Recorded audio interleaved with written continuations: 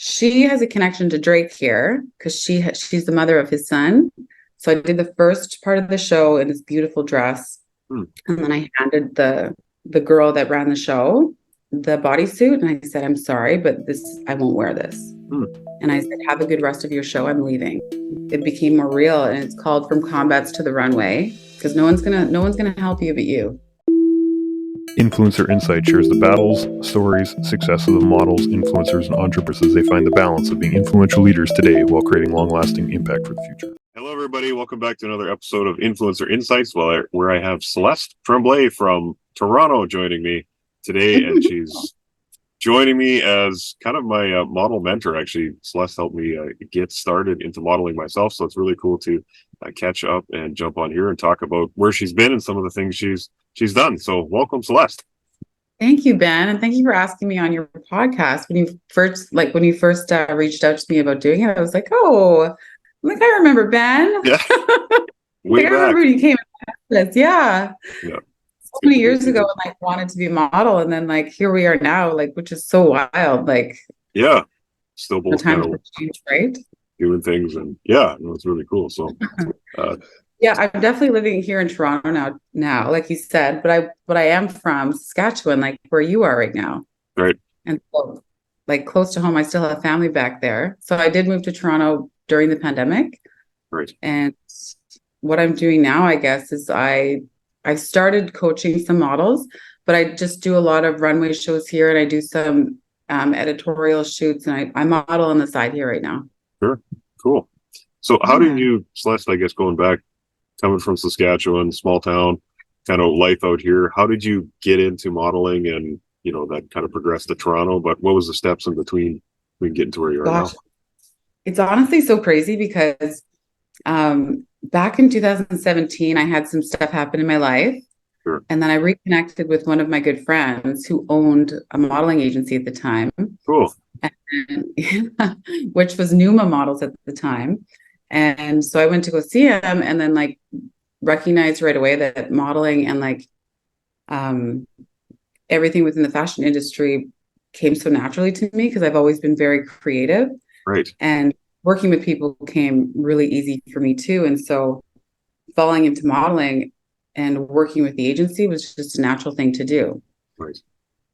And so literally within reconnecting with him, I just started working for the company, and I just picked up on it so easily and just went from there. We went from Numa to world management. And so I guess Dan was my mentor when it came to modeling, but I really went into modeling when the pandemic hit, because before I was just a coach, and I was scouting models and helping them build their portfolio, and helping them get jobs and doing the mentor type of thing when it came to models. But during the pandemic, I was like, oh my God, what do I do? I'm moving to Toronto, and I moved in 2020, literally in the summer of 2020 when nothing was open here.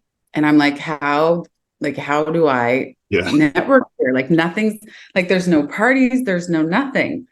And so I'll never forget my first, not my first runway show, but my first runway show here. And I did Startup Fashion Week. It was outside because I'm like, you know what? I have to start modeling full time because I'm never going to meet people here. Right. So I started modeling full time, did my first show outside with Startup Fashion Week. And then that led me to getting one of my first billboards on Dundas Street the following summer. Billboard? What? Got a billboard in Dundas Square my first year here. Very cool.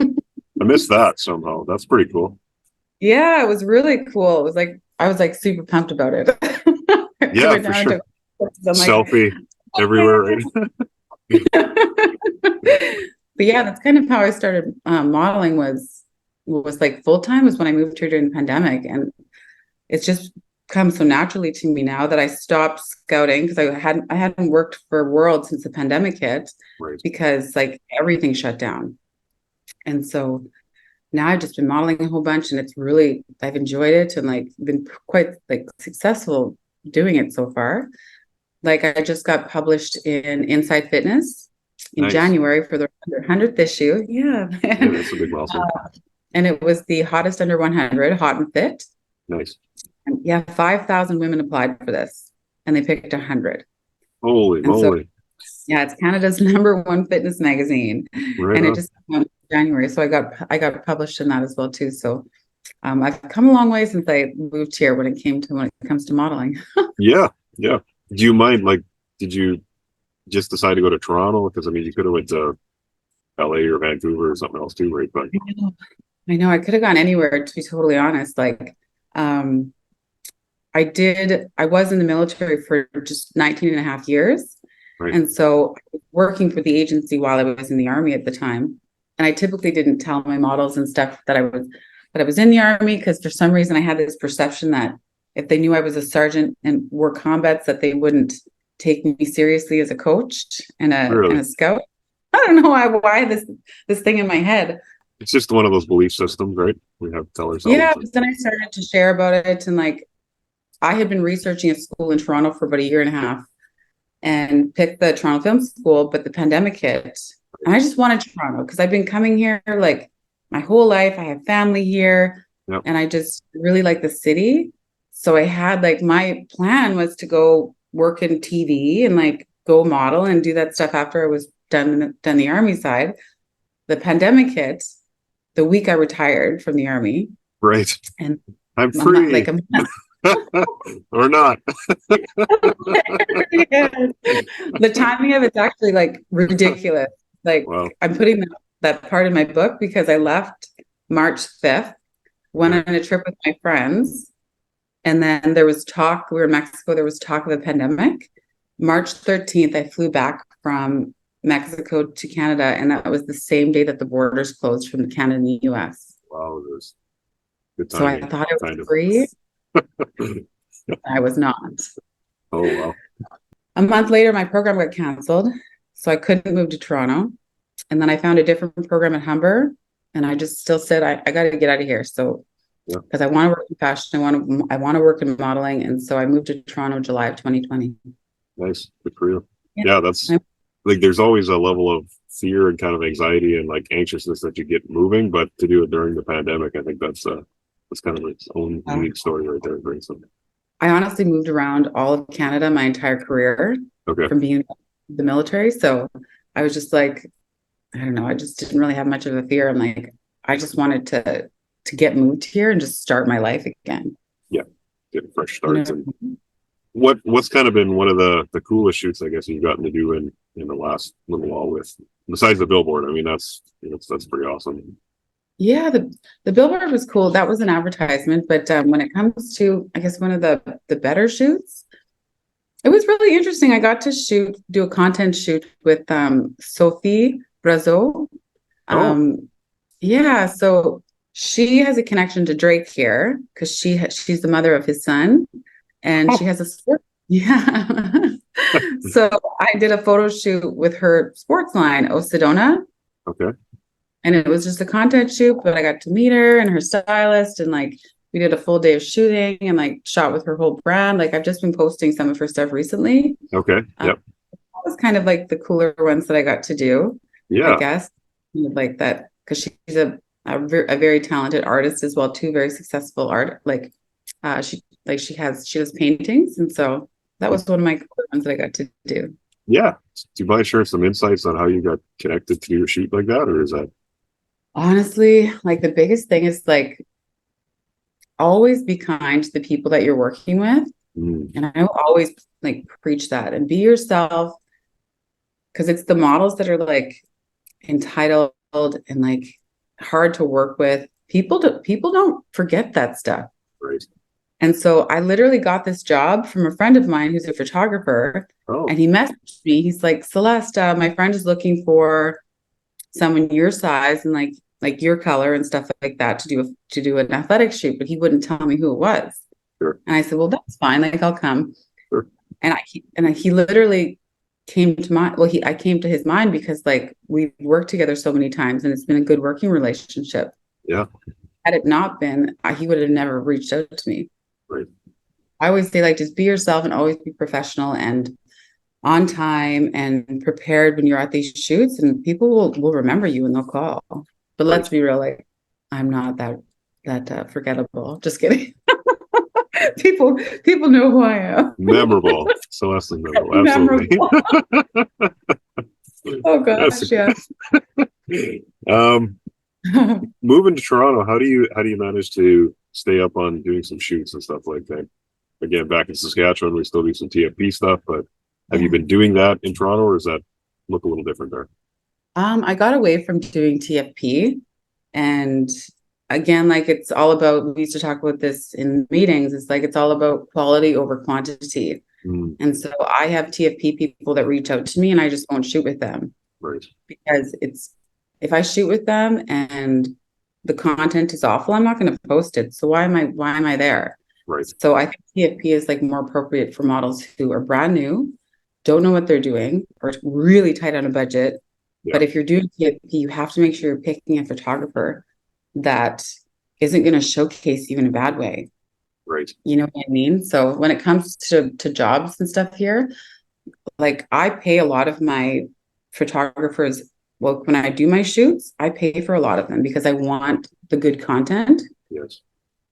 For my social and just like for myself as well too. Like I've gone to Edmonton twice now to shoot with my friend Crystal Tang. Yep. Yeah, she's the photographer that my picture got published in Inside Fitness. There you go. Because she's like, I know a ton of photographers here in the city, but Crystal's like one of like the top that I've ever worked with. I want to say she's the best I've worked with so far. She really is. Yeah. Because her editing, like, she's really, honestly, she's one of the best photographers. If you ever get a chance to work with her, have you ever shot with Portfolio? I have shot with Portfolio, but it wasn't with Crystal, so that's. It wasn't Crystal? One of the if you ever get a chance to shoot with her, you really should. If you're in Edmonton, like she is just, it's just so good. Yeah. Some of those, it's definitely a gift, but there's a level of talent that just comes like, people spending the time into it. You can see that with Crystal. Years and years of it too, right? So she's been doing that for like over 10 years. So she has the experience, and like I could just go on about editing and like photography and like good photographers and stuff here, but I'll always go back to quality over quantity. That's good. Like, yeah.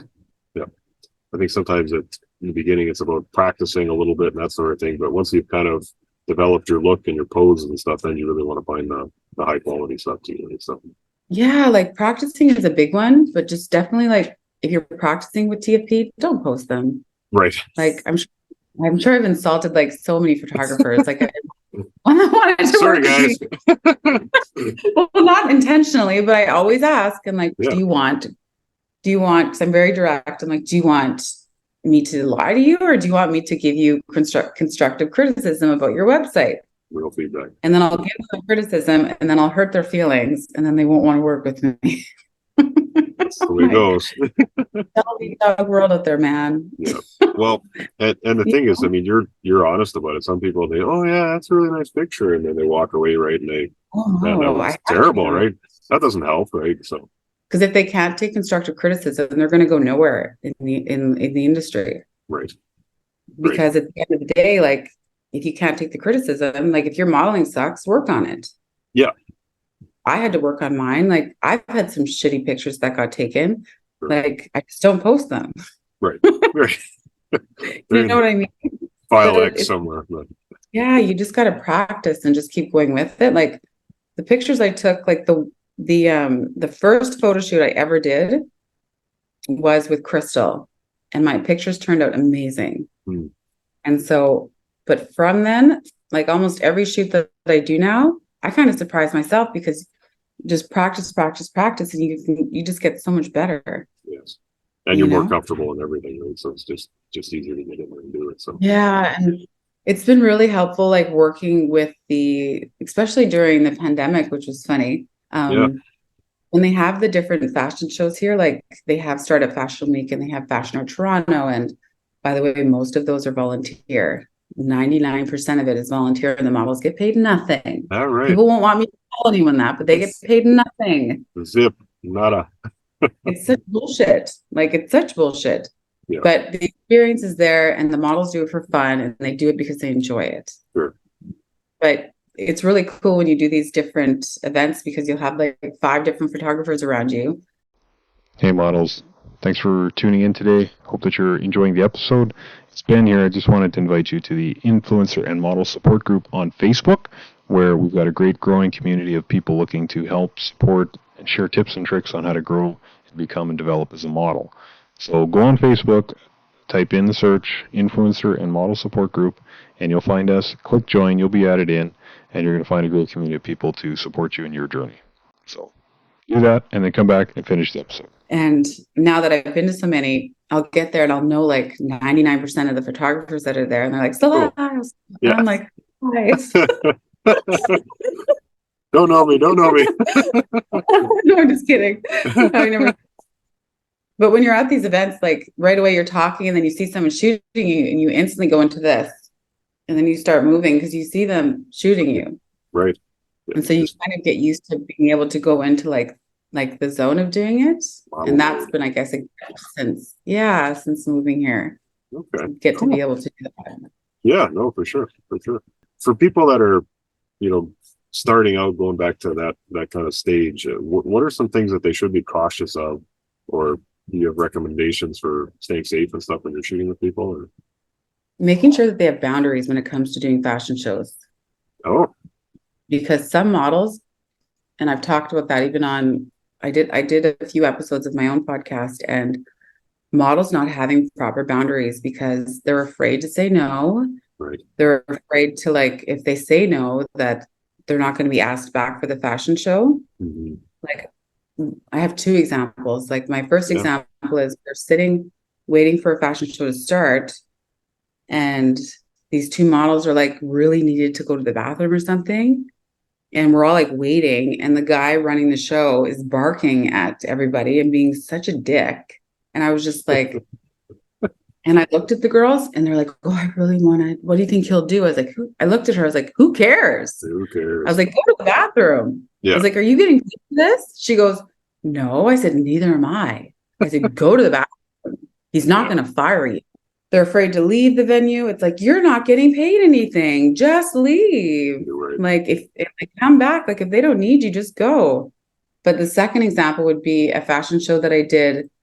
And I do post some risque pictures on social media. And like, I do, but not find that some people just are the extreme of posting themselves like basically naked, which I will never do. Right. But when it comes to these shows, like some of the girls don't have the proper boundaries that they need in place when they're going to these shows. Like there's times where we're getting like dressed in like the bottom of Laval, and people are walking by us to like go to the bathroom, and it's like, you're naked. Like, what are you doing? Right. Or wearing like a thong bikini. Like I actually left halfway through a show because the designer had a one piece, and it was a thong back, and it just, in my mind, I was so not into it. I wasn't getting paid. So I did the first part of the show in this beautiful dress, and then I handed the girl that ran the show the bodysuit, and I said, I'm sorry, but I won't wear this. And I said, have a good rest of your show. I'm leaving. And I left. Sure.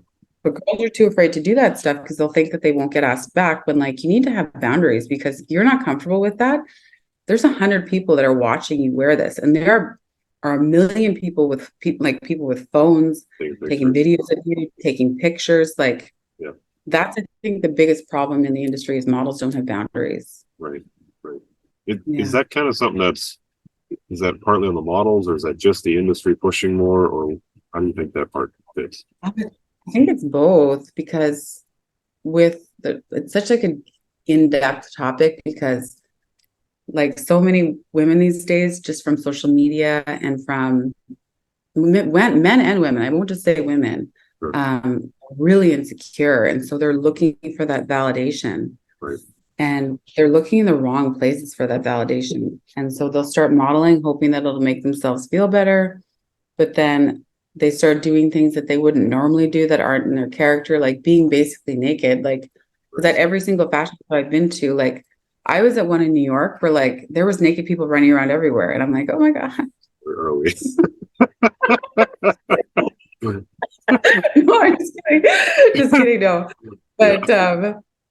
But literally, like, I just got so used to seeing all that stuff, but I just don't like it when I see girls that are uncomfortable and like their nipples are showing, and it's just like, Like I would never. Just not And I've appropriate. told that right away. Yeah. But it might be the age thing too, because I like to, and like I always say like my biggest flex is when I show up to these shoots and these jobs, all of the models are like 28, 29. And like I'm almost 40 years old. And like no one ever knows that. Right. Right. And you I wouldn't think it's an looking age. at you, right? So yeah. So that's a really big piece, and I think something that people should be paying more attention to, because if the people themselves, models going through these shows, aren't gonna, maybe stand up or hold back or have those boundaries, then they're gonna keep getting pushed too, right? So that's really good to bring that stuff up. Yeah. And that's where getting a proper agency pursue modeling. This way they have a mentor to like teach them and tell them Yes. those boundaries. Not tell them, but to like suggest these boundaries so that they aren't afraid to do it. Because I think Right. most of the time the model is just afraid to say it. Yeah, for sure. What Mhm. about you? Like, you're coming from the army, so you obviously have some different level of structure, probably trained and built into you that a lot of us don't. But how does that help with the validation stuff? Like, do you just confidently walk in there, or do you, I don't know, have you dealt with any of that stuff yourself? You know what's funny with modeling? I absolutely hate attention. And that stems from being a female, a lone female in an infantry unit as a sergeant, because you're the only female, everyone's watching you.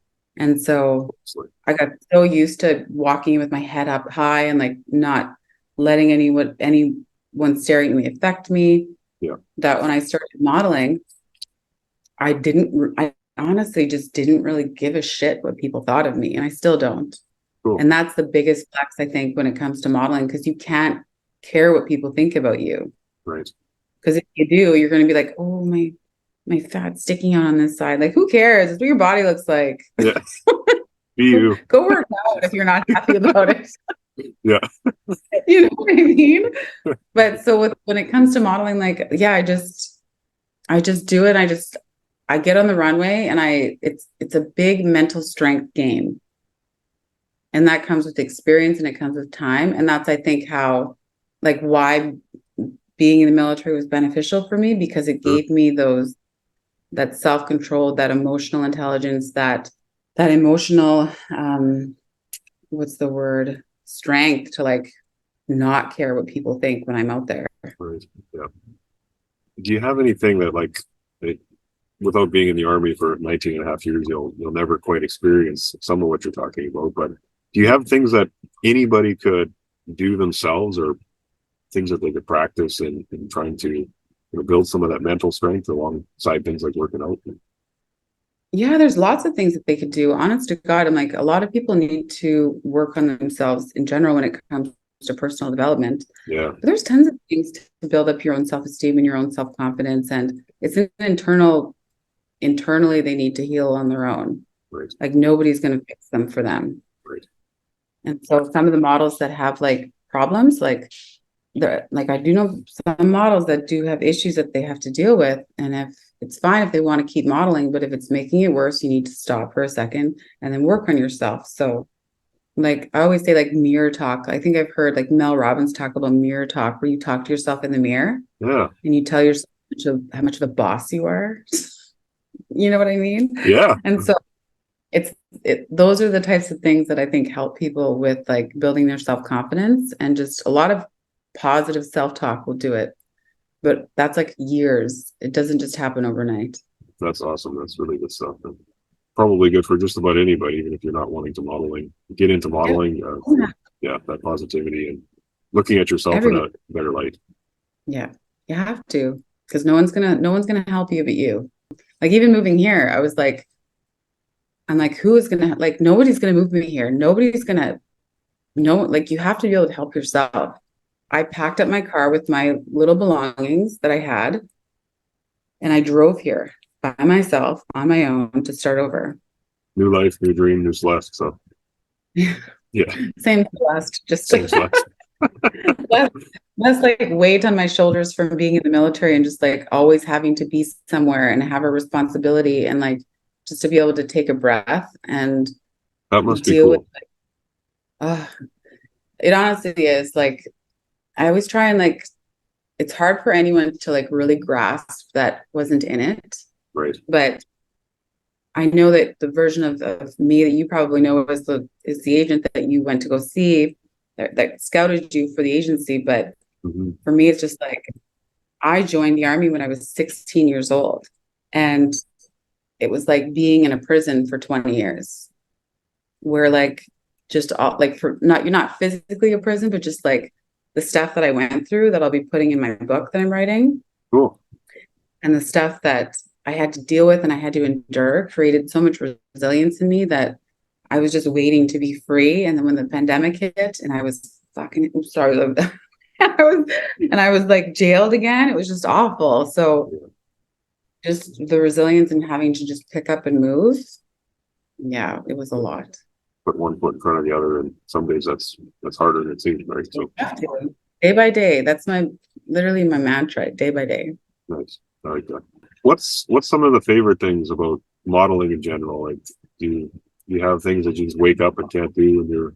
My favorite thing to do with modeling is runway shows. Okay. And so I love runway. And it's interesting because I'm in the fitness industry now. My gym's like a big bodybuilding gym. And so I see a lot of competitors, and I've gone to a lot of shows, and that rush that they get, and I don't want to tell them this, because that rush that they get on stage, they get their one day to do their show. Yeah. Huge adrenaline rush. Right. But what they don't know is if they do a runway show for fashion, they'll get the same thing without the crazy dieting and exercising.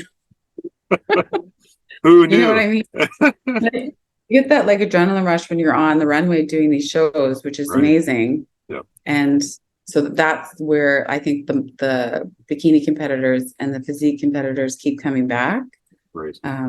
Being on stage is such a good feeling, but you have to take care of yourself though. So exercise is like really important. It's I work out 7 days a week. Wow. That's intense. Just something. Yeah. You know what I mean? Not intense, like crazy, like Arnold workouts, but like, right. Yeah.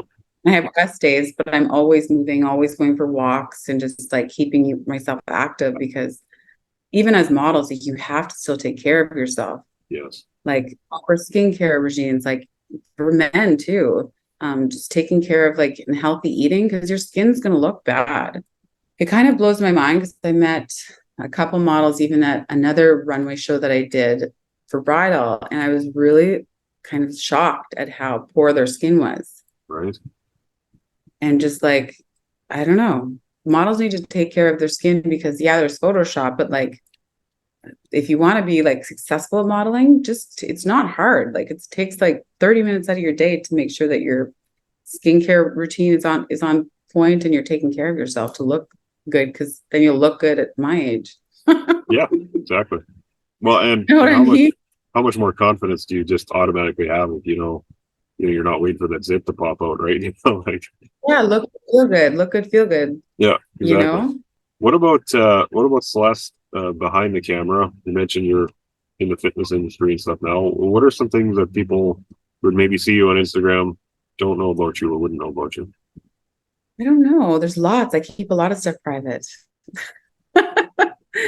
Because you have to. Give us one thing. Yeah. They don't know about me. Oh, that I'm a certified chef. What? Yeah, like I am a full-blown, can cook anything. And so I think I might start doing a few cooking videos, but I was a baker, used to make wedding cakes, and like, oh wow, so I'm a full-blown, can cook anything. Cool. So when I'm in Toronto, well, it's funny actually, like back in Regina, when I was working at the agency and in the Army, I started a protein donut line in Regina. For like 2 months I was making protein donuts. I was really successful, but I couldn't. Yeah, they were. Everyone keeps telling me to start it up here, but they don't realize how much work it is. Yeah, no joke. Like, they're like 80 calories a donut with like 80 calories. I think they had like 12 grams of protein, but they were light and fluffy like cake. Right. And so I sold wow. Yeah, I did really well in Regina, but I shut the business down. It's summer. I'm not baking all day. Like, this is crazy. Yeah. Well, and Yeah, It's the one thing people wouldn't know about me. that's very cool. No, I had no idea actually, to be honest with you. So that's a big surprise. If you ever get into the donuts again, let us know. So I know. I honestly should. Like, I'm debating about like doing custom orders now that like I have the kitchen to do it now. And so like at Pure Muscle and Fitness, the gym that I go to here in Burlington, right. they're the biggest bodybuilding gym in Canada. I'm sure people would just love to have like some protein donuts and like I'll have to see though. It might be something I get into this year. Yeah. Well, we'll be watching. We'll be cheering you on. So that's awesome.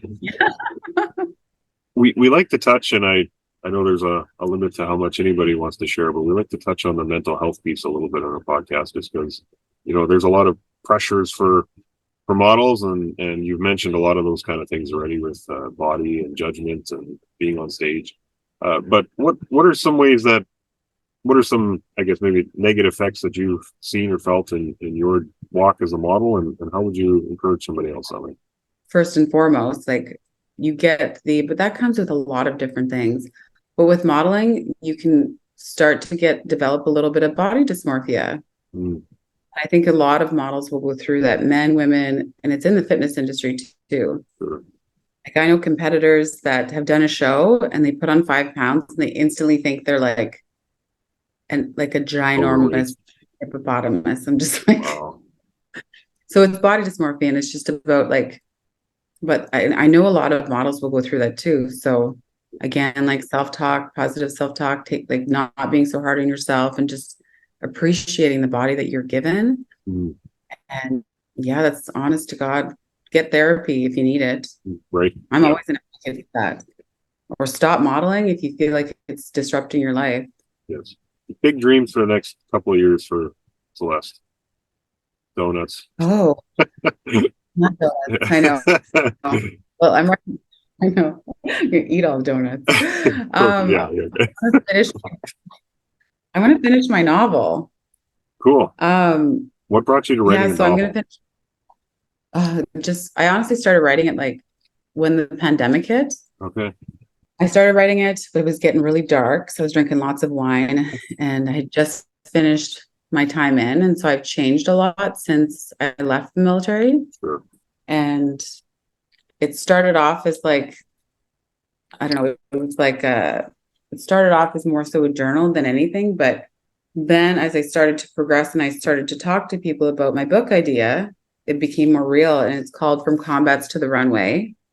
And with the more experience that I've had now walking in Vancouver Fashion Week, Toronto Fashion Week, New York Fashion Week, and how I fell into modeling and just how different it is from being in the military, it just seemed right to write this book because I've dealt with my own fair share of mental health issues, even coming out of the Army. Yeah. Like massive burnout, massive adrenaline fatigue, messed up cortisol levels, like really bad anxiety, and just like everything coming out of that. And switching, like most people retire when they're in their 60s and 70s. And so doing like a full 180 is like having like a midlife crisis, trying to figure out a new job, a new life, and just like doing that full 180 switch, even in every aspect. And so writing this book, I had to really tell myself, I'm like, people don't just become writers, you just are a writer. You either just like, I'm gonna write a book, you write a book and you publish it. I've gotten a lot of it done, and Awesome. just by fate, I happened to meet this lovely Italian woman who connected me with the owner of a magazine here, who will hopefully be my publisher. She wants to be, but I have to see if I'm gonna. That's why I won't say the name just yet, just in case. No worries. The magazine's been around Toronto for like 25 years, and it's a luxury magazine. And I think once it gets published, then I would like to do like speaking events and talk to men and women, because the primary basis, it's not just a memoir talking about from combats to the runway. It's dealing with a lot of the social aspects of being a female in the military and going from not who I really was at my feminine core, and having to hide that part of me while I was in that masculine job. Right. And so that's a lot. That's incorporated a lot into my book as well too. So Cool. yeah, we'll see. We'll see what happens in 5 years where I am. Yeah. That sounds exciting. That's something to look forward What to about as well. you, Ben? Me? What about you though? What are you doing in 5 5 years. Well, I'm recently a dad, so my life has kind of revolved around a lot of that. But Congratulations. yeah, thank you. But That's hopefully, amazing. yeah, she's pretty cool. So yeah, I got a little fan club now, so it's yeah, Aw. I'm dad all the time. So Oh, but, good. yeah, Aw. for people listening, how do we follow you? How do we get a hold of you if people want to cheer you on and watch for your book and stuff like that? Oh, keep an eye on my social media on Instagram. So it's Celeste_Danielle_. And I've had that Instagram for a really long time. I got it hacked actually like 2 months Oh, ago, and then I stole it back. stupid Instagram. Yeah, Those silly people from another country trying to get get in me. there. Yeah. But yeah, that's my Instagram. Hopefully I'm going to start a YouTube channel in the next couple months as well too. So, Right on. but keep an eye out for my book. I'm 1,000,000% going to publish it this year. I was Very trying to cool. do it by the summer, but it's going to get published this year. Nice. Looking forward to that. So cool. Well, we Yeah. appreciate you joining and stuff, Celeste. Just good luck with that, and we'll look forward to watching and cheering you on as things go forward. So Thank you so much, Ben. And thanks for asking me on your podcast. That was a nice absolutely. surprise. So glad you made time to do it. And go follow Celeste Pollock podcast. You can find that on Spotify as well. So Hey there. Really appreciate you joining the Influencer Insights podcast today. If you've enjoyed this episode, I just would ask that you share it with a friend and give the video a like or the podcast a rating, whether you're listening on Spotify, Apple Podcast, or your favorite other player anywhere else. That really helps us share the message and grow this community as well. So thanks for that. Take care. Have a great day.